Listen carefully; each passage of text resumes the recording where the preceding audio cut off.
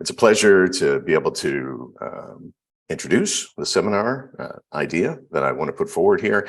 And apologies that I can't be there with you in person. It is indeed awesome to be meeting in person again. I'm very sorry that I can't be there. So let's begin with thinking of this seminar that's entitled Nature-Inspired Solutions to Disease Problems. I'll begin with a couple of easy questions to answer, and that is, why is it, do you think a submarine looks like a whale, or an airplane? Why does it look like a bird? And these are obvious examples of machines that have been created by humans where the designs are inspired by naturally occurring creatures that evolve traits for moving underwater or through the air, respectively.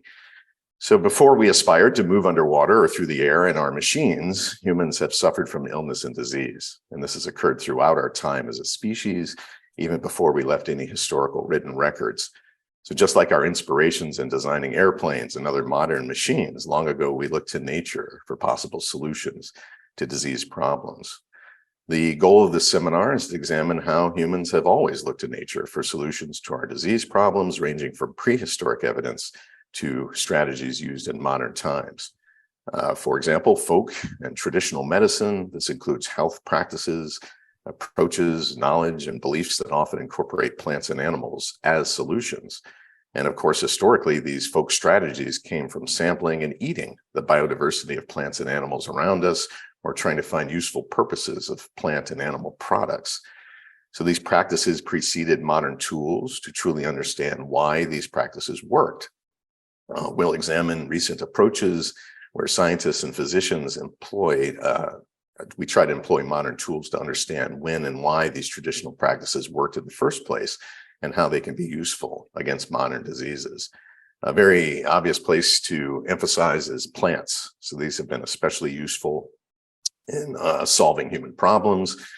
Why is this? It's because they have an amazing biodiversity that includes a great diversity in the chemical compounds that plants make to defend themselves against parasites and herbivores.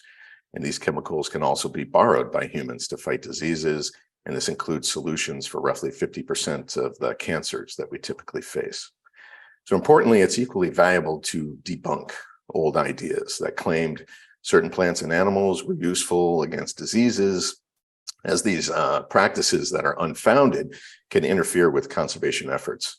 A well-known example would be the case of an animal like a rhino. And these are threatened by extinction or already forced into extinction due to the untrue healing properties of rhino horns that have been harvested by poachers. Jumping to the modern day, vaccines offer an example of how humans use a general approach to protect the human body against specific diseases. And this method is inspired by nature because it's designed to mimic the natural ability for the adaptive immune system to do the exact same process. And there are many ways to manufacture vaccines. We'll examine how the lay public can be confused over new technologies, such as new types of vaccines, especially mRNA vaccines. These are technically not new, but they're more popular and used in the current pandemic because they're easier to produce in large quantities and to alter their specificity against virus variants. Biocontrol practices are another example, and these are fascinating because they're often inspired by the phrase, "The enemy of my enemy is my friend." Thus, as humans have become increasingly reliant on plant and animal agriculture and on harvesting natural materials such as wood timber, we might determine the best practice is to deploy a virus, a bacterium, or an insect that naturally kills a disease agent or an agricultural pest. And some countries are quite famous for biocontrol efforts.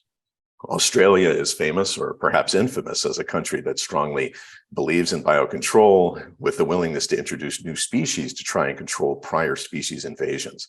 This has had definitely mixed success through time, and we'll explore some case examples of biocontrol across different cultures and how these are related to human disease problems.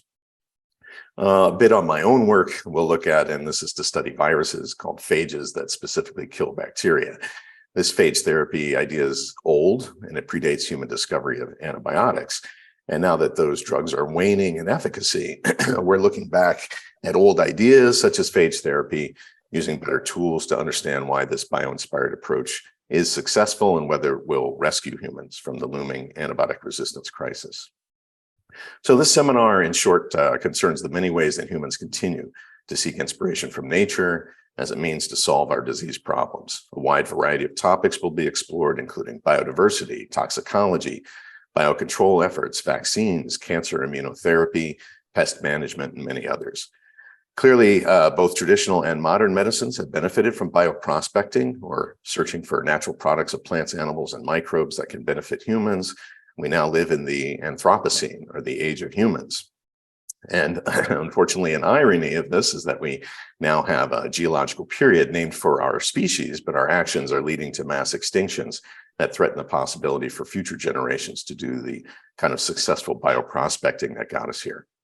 The curriculum units from this seminar could be targeted for students ranging from K to 12. We'll read book chapters, magazine articles, and the like on the seminar topic. My goal is always to keep an eye out for relevance of the biology topics in my seminars that are related to literature, cartoons, TV and movies, and popular music. So the seminar topic should be relevant for all K through 12 teachers who instruct in biology and the environmental sciences. Thank you for your attention.